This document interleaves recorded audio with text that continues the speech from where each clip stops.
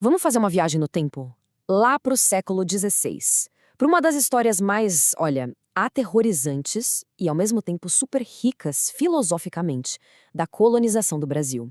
E a história é real, viu? De um mercenário alemão, um tal de Hans Staden, que foi capturado por uma tribo indígena. Só que em vez de só contar o que aconteceu, a gente vai colocar essa história toda em julgamento. Pensa num tribunal. Um tribunal da mente, onde 4 gigantes da filosofia vão ser as testemunhas para julgar, no fundo, a própria natureza humana. Então se preparem que a sessão vai começar. Imagina só escutar uma frase dessas. O ano é 1554. Um homem amarrado completamente longe de casa. Aí, o líder espiritual da tribo, o pajé, chega perto dele e solta essa. Isso não é uma ameaça qualquer, né? É uma sentença. Está dito que amanhã, em um ritual, o corpo dele vai ser consumido. Pra quê? Pra que a força dele passe pros guerreiros da tribo. É com essa tensão, essa coisa de vida ou morte, que a nossa análise de hoje começa.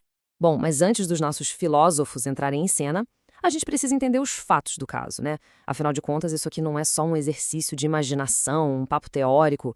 A gente está falando de um cara real, de carne e osso, que passou por um pesadelo que, olha, é difícil até de imaginar. O que rolou com Hans Staden foi tão, mas tão chocante, que o livro que ele escreveu depois mudou completamente o jeito que a Europa inteira viu o Novo Mundo. Então vamos aos fatos. Olha só a sequência dos fatos. Em 1554, o Staden, que trabalhava para Portugal, acaba sendo capturado pelos Tupinambás. E aí ele passa 9 meses, pensa só, 9 meses de pura angústia, vivendo com aquela sentença de morte na cabeça, sendo preparado para o tal ritual antropofágico. O mais incrível é que ele sobreviveu na base da astúcia. Ele foi muito esperto. Rolou uma doença na aldeia e ele usou isso para convencer todo mundo de que ele era tipo um protegido de um deus muito poderoso. Com essa malandragem, ele ganhou tempo.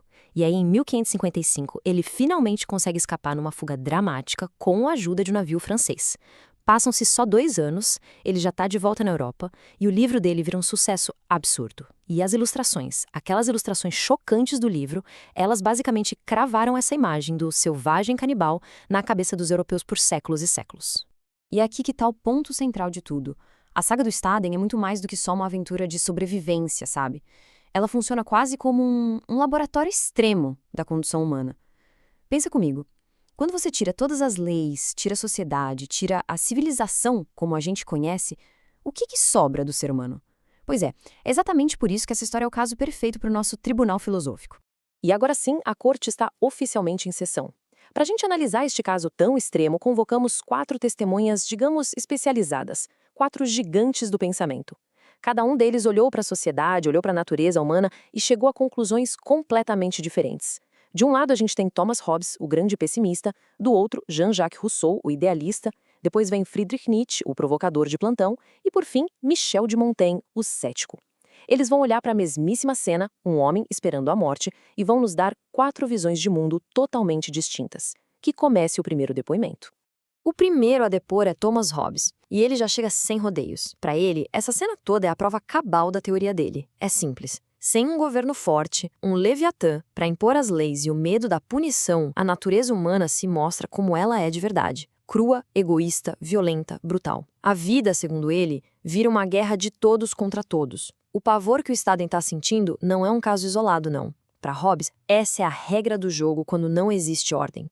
Mas o Hobbes mal termina de falar e, olha, as objeções já explodem na sala.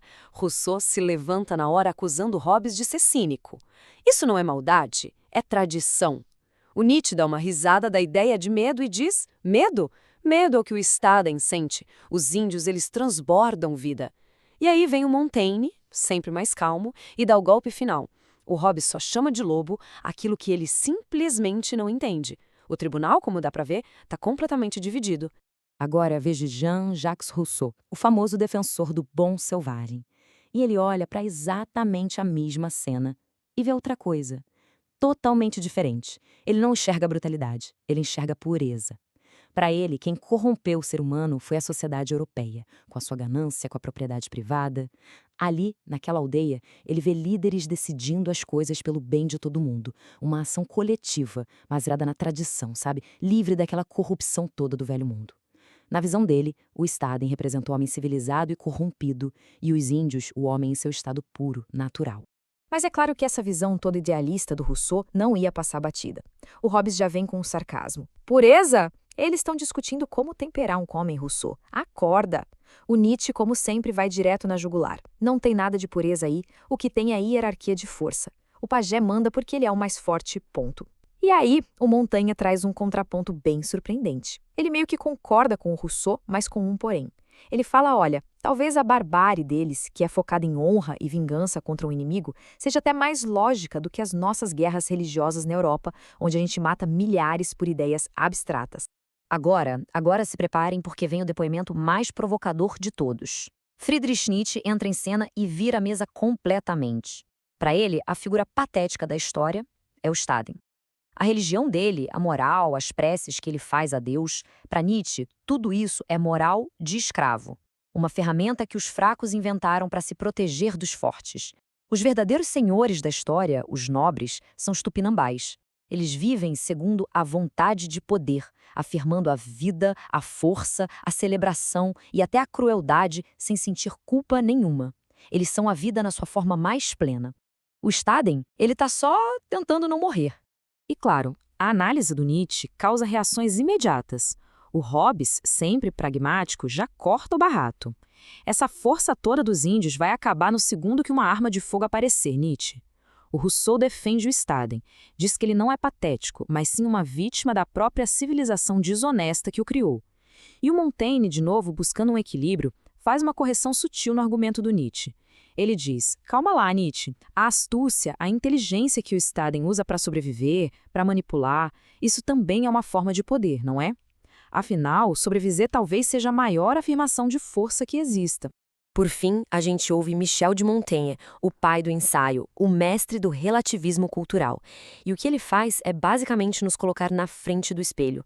Ele diz assim, olha, os europeus ficam apavorados com a ideia de comer um inimigo já morto, que para eles é um ritual de honra. Mas, nas nossas cidades civilizadas, a gente tortura pessoas vivas por causa de dívidas ou porque pensam diferente na religião. E aí ele lança a pergunta que ecoa até hoje. Quem, afinal de contas, é o verdadeiro selvagem? E as respostas a essa pergunta do Montaigne meio que selam a posição de cada um no tribunal.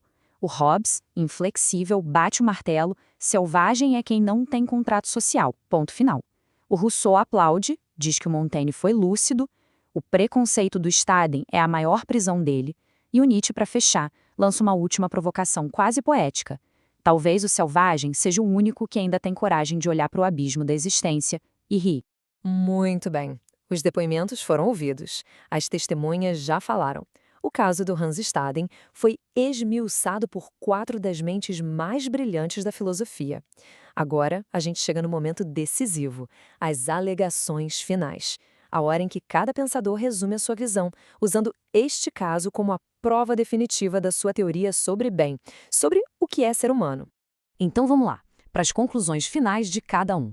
Hobbes resume, a paz custa caro, custa nossa liberdade. Sem ordem, todo mundo é presa, como o Staden. Rousseau afirma, a barbárie está nos olhos de quem vê. A verdadeira prisão de Staden não eram as cordas, e sim os seus preconceitos europeus. Nietzsche decreta, sobreviver é uma coisa, mas se tornar quem você é, afirmar a vida, isso sim é poder. A vontade de viver é a força suprema. E por fim, Montaigne faz um apelo à humildade. A ética deveria ser uma ferramenta para a gente se questionar, e não para sair julgando os outros. O Staden sobreviveu, ele escapou do ritual, mas a gente pode imaginar que alguma coisa dentro dele morreu naquela praia, e talvez algo novo tenha nascido ali também.